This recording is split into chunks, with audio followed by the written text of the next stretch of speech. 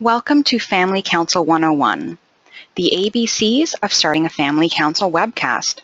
This session will provide you with information on the basics of family councils and how to start your own family council. This session is brought to you by Family Councils Ontario. Family Councils of Ontario leads and supports families in improving quality of life in long-term care. We do this by working collaboratively with our partners to cultivate effective family councils, advance public policy and system planning, and mobilize knowledge exchange. My name is Samantha Peck, and I am the Director of Communications and Education for Family Councils Ontario. This webcast will work through the what, who, why, and how of family councils. To begin, what is a family council? A family council is defined as an organized, self-led, self-determining, democratic group composed of family and friends of the residents of a long-term care home. Family councils across the province differ in interests, scope, activities, and so on, but they all have four common goals: support, communication and teamwork, education, and advocacy. Support in terms of a family council is really about peer support. It's knowing that you're not alone. Members will have shared a common experience and can both give and receive support from fellow members. This is based on respect and confidentiality. What confidentiality means to your council should be decided upon by all members. Generally, it means that what is said in meetings stays in meetings unless otherwise agreed to. For more on how to maintain confidentiality in your meetings, look at the resources available on our website, which will be provided to you at the end of this session. Communication and teamwork in a family council means building positive mutual support, sharing the responsibility for the work of your council, working with administration and staff, and discussing problems and solutions. It's about building a team within your long-term care home that is dedicated to supporting residents, families, and staff towards building the best possible quality of life and care in that long-term care home. Education. Education for a family council can take different forms. Some councils choose to focus on the programs and services within the home. For example, your council could invite the head of the dietary department to attend one of your meetings to discuss how the department works, how meal plans are developed, how menus are developed, where the food comes from, and so on. Perhaps your council would like to know more about seniors' health and wellness or care and safety. You could reach out to your local Alzheimer's Society, Parkinson's Society, or so on to have a guest speaker come into a meeting or an education session to educate you on that issue. Maybe you'd like to learn more about the long-term care sector. Maybe it's about compliance system, inspections, or funding. You could have a guest speaker come in to speak to your council about those topics. Some councils focus on caring for the caregiver, discussing how to make the best of a visit with your loved one, or reducing stress. All of these are excellent topics that families may want to learn more about, and as a family council, educating members and others in the home is an excellent goal. When we talk about family council advocacy, what we mean is shared issues and shared solutions for a collective voice. Family council's role in terms of dealing with advocacy is to look at collective concerns. Those are concerns that affect multiple residents or families. It's not about individual concerns. If a member brings a concern to you, to your council, that only affects him or his or her loved one, the role of a family council in that case is not to take on that issue as a family council issue.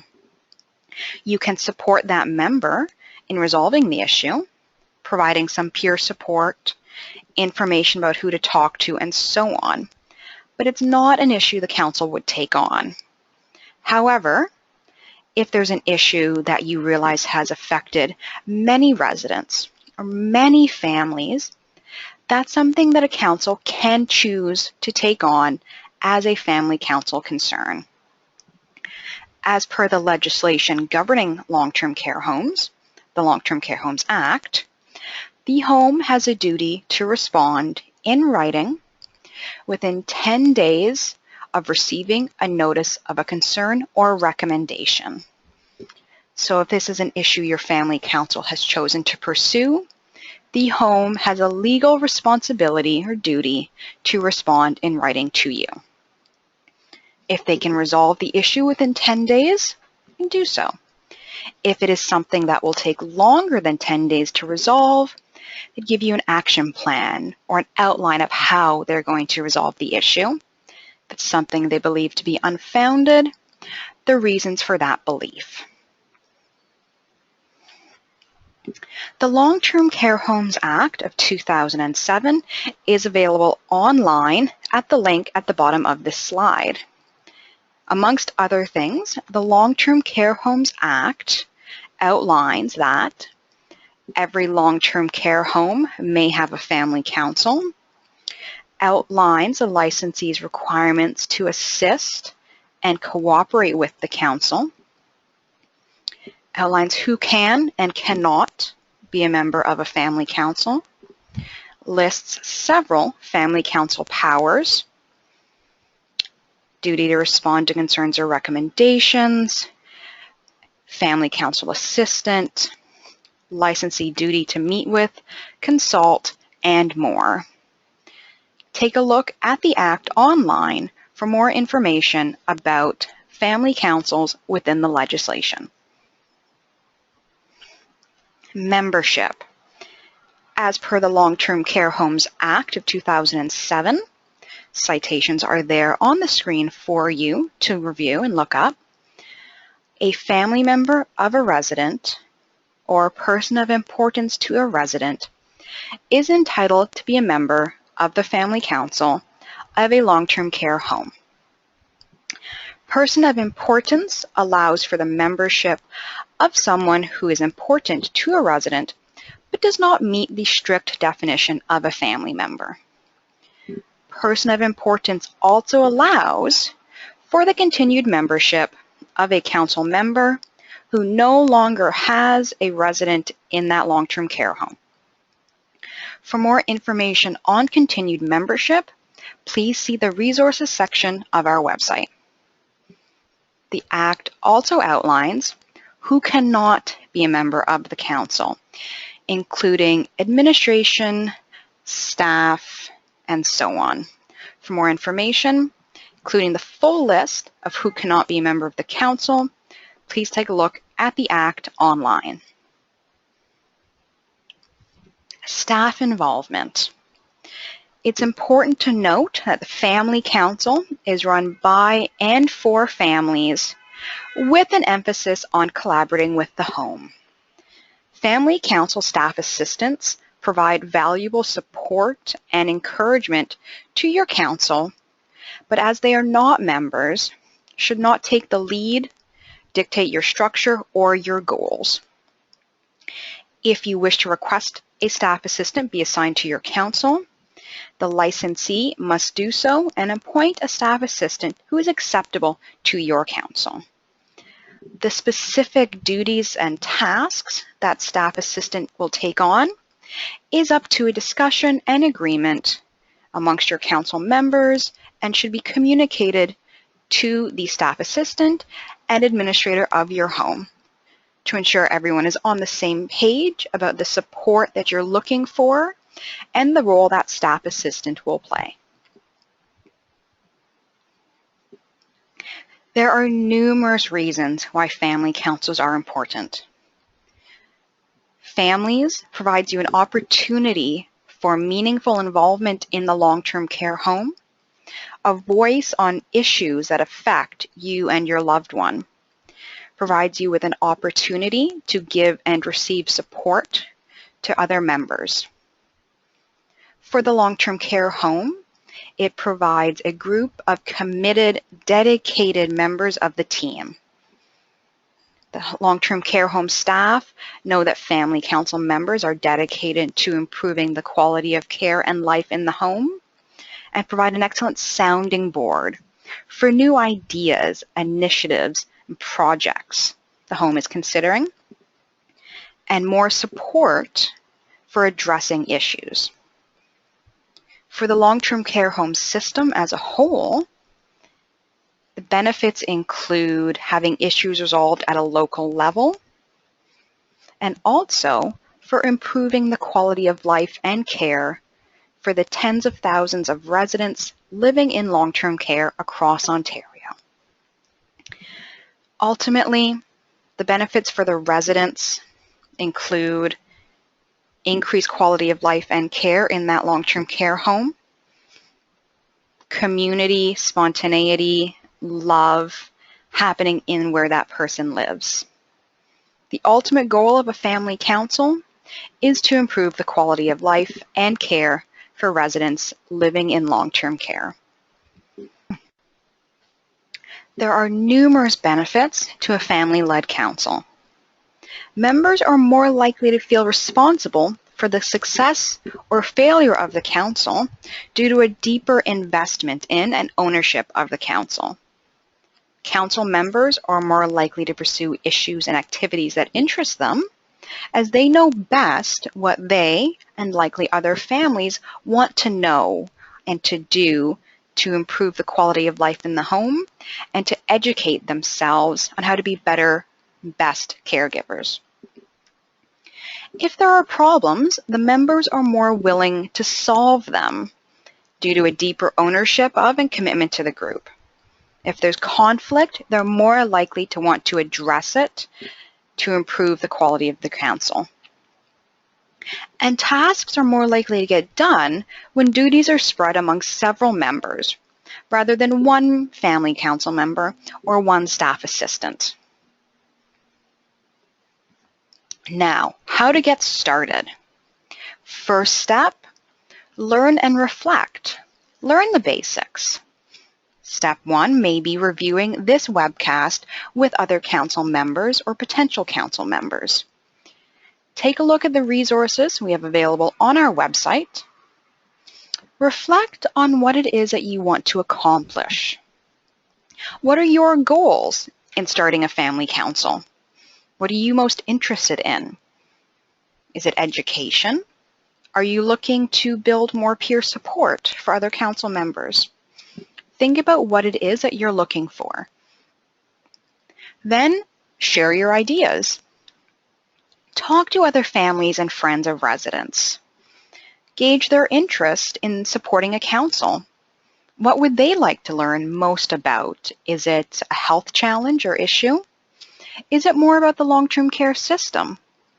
Share your ideas and hear back from friends and families of residents. Talk to the home staff. Talk to your administrator. Perhaps inquire about a staff assistant being assigned to your council. Ask the administrator for more information on how the home works. Then get people together. Start with a planning team or introductory meeting. We'll discuss this more in the next section. Then you'll want to start getting organized, working through your mission statement and your goals, your terms of reference, code of conduct, leadership model. Then plan your first few meetings and get going. Moving from a planning team to a full-fledged family council. To start with, can be as little as 2 to 3 people who are interested in forming a council. Get those people together and start talking. Keep your structure and your goals flexible. Perhaps it's a couple of loose goals to start with that you can start to pursue. Get to know each other. Ask about their experiences with long-term care so far, with their loved one, their life history. Get to know each other and start to build a strong support. For those first few meetings, you want to set to and keep an agenda. Perhaps don't take on too much at this time. It's really about planning for the beginnings of your family council. Identify your team member skills and interests. If there's someone who's a natural facilitator, perhaps that's a role that they can take on at council meetings. If it's someone who's very good at making brochures and flyers, maybe they can take on some of the promotion work to support your council. Get to know what your team members are good at and ask them to contribute those skills to your council. Determine how you're going to divide tasks so that you share the work, so that it's not just one person taking on everything. It's also important to building a strong team, asking everyone to contribute something valuable that's working towards the success of your council. Then plan your first full meeting or open meeting. It's where you're going to start getting more people energized and enthusiastic and interested in the work of a family council. Share what you think are the first few goals or activities to pursue. Ask for feedback. Get people excited about the potential of the work that your council can do. Then you're going to want to start and really organize your council.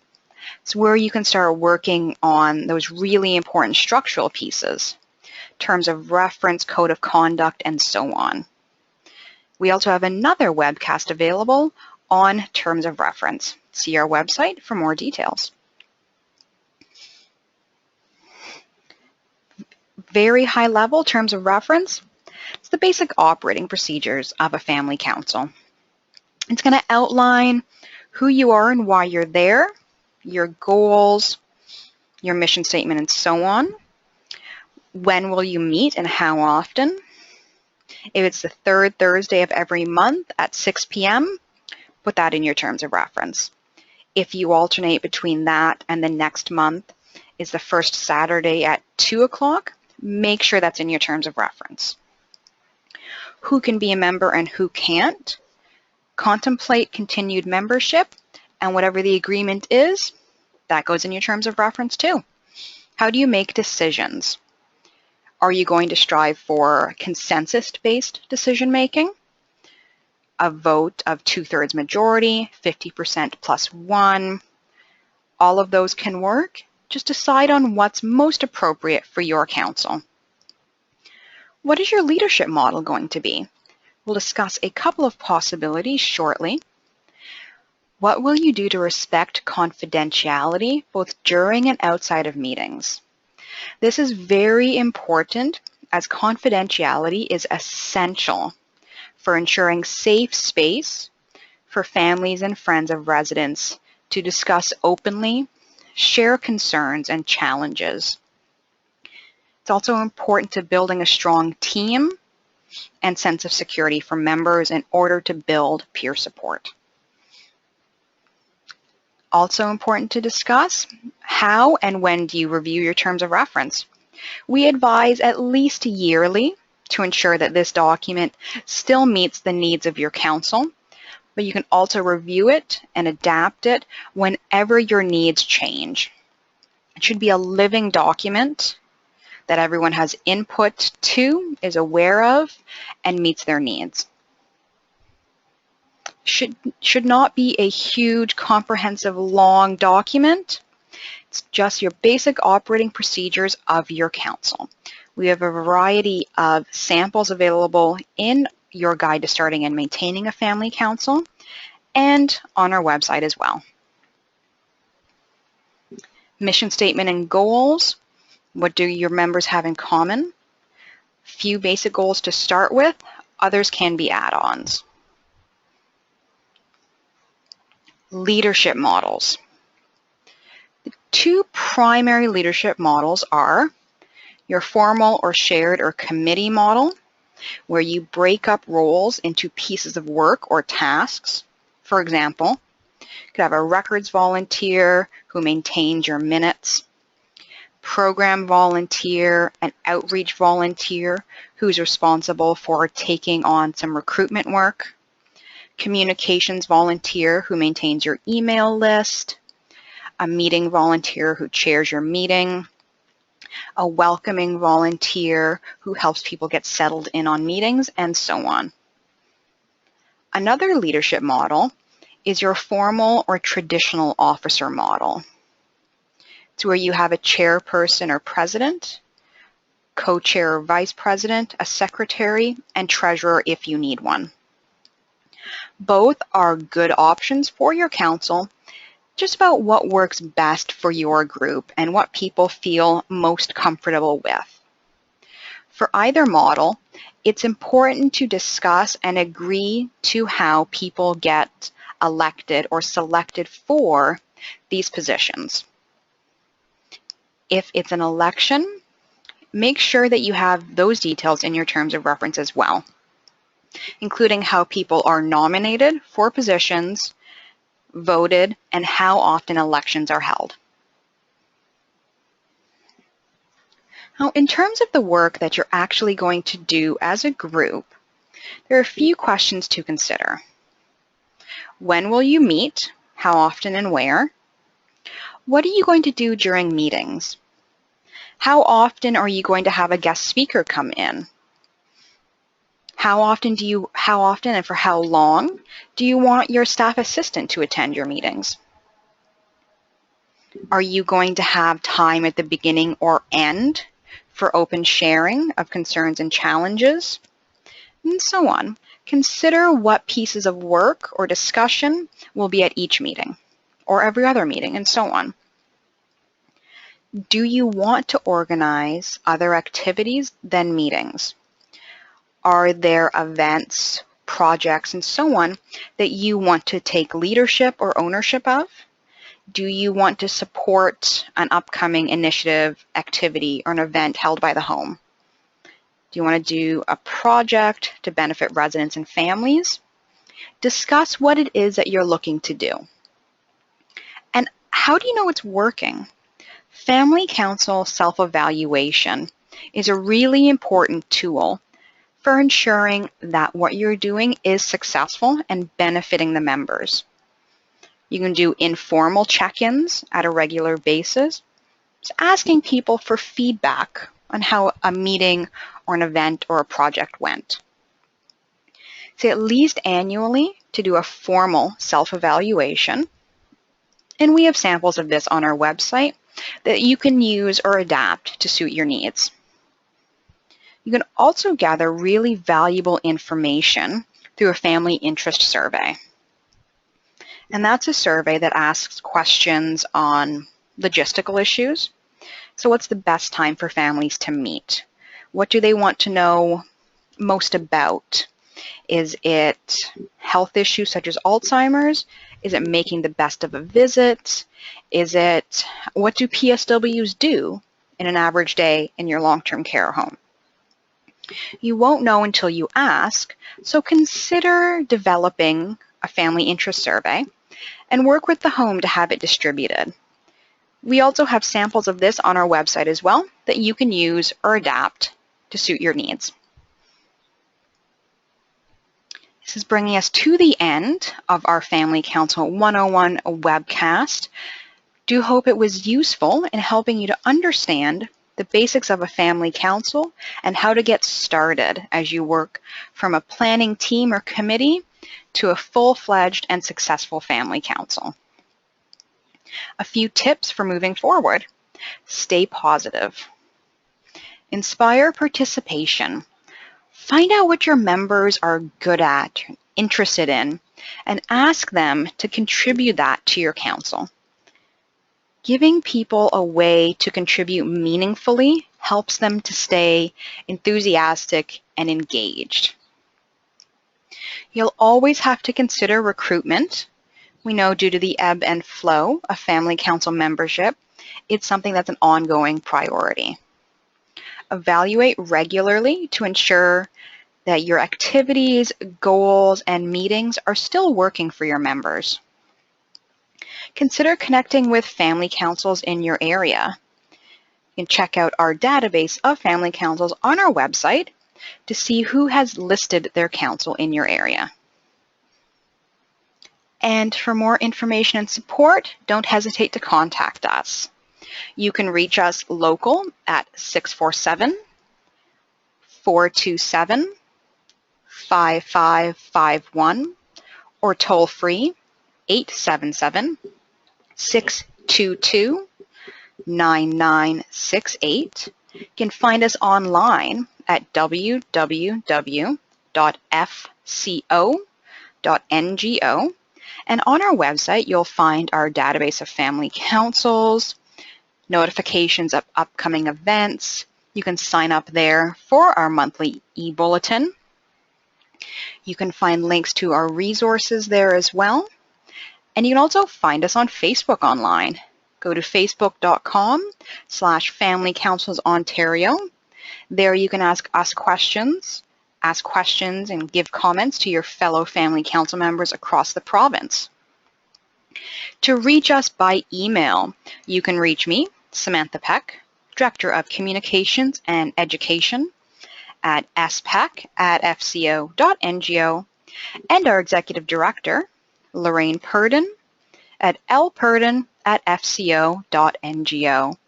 If you have any questions or need more information about our services, resources, if you have questions about this session or any other questions related to Family Council, don't hesitate to contact us.